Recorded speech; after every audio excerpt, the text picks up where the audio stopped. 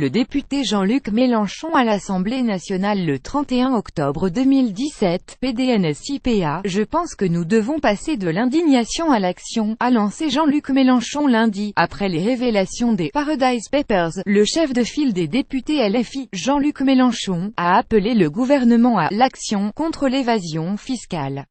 Le président de la République et le Premier ministre doivent dire combien de temps ils comptent supporter le pillage qui est en cours de notre pays, soit par la fraude, soit par l'évasion, a martelé Jean-Luc Mélenchon au cours d'un point presse au siège de LFI. À quand la suppression du verrou de Bercy? À quand l'impôt universel? À quand l'interdiction pour les établissements bancaires d'exercer dans les paradis fiscaux? À quand la création du délit d'incitation à la fraude fiscale et à l'évasion fiscale?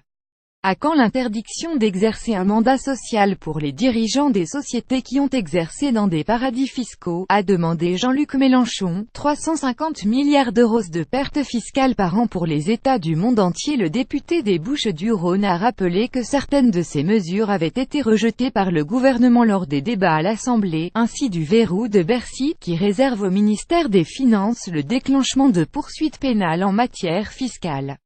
18 mois après les Panama Papers portant sur la fraude fiscale, le consortium international des journalistes d'investigation ICIJ, regroupant 96 médias de 67 pays, a commencé à dévoiler dimanche les Paradise Papers, qui lèvent le voile sur les circuits planétaires d'optimisation fiscale, le plus souvent légaux.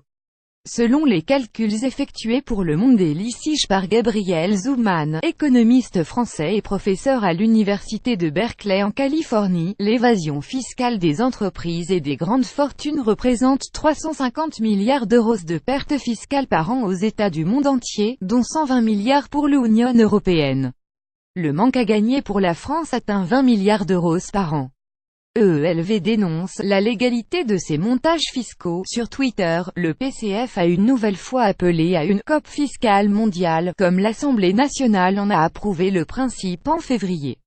À l'initiative des députés PCF, l'As national l'a voté.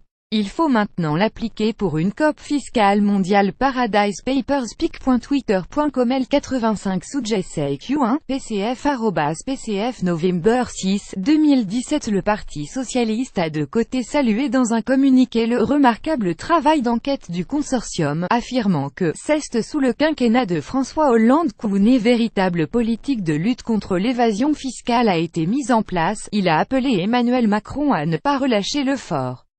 Grâce aux mesures prises depuis 2012, tant au niveau international que national, 8 milliards d'euros ont été recouvrés par les services fiscaux, s'est-il félicité.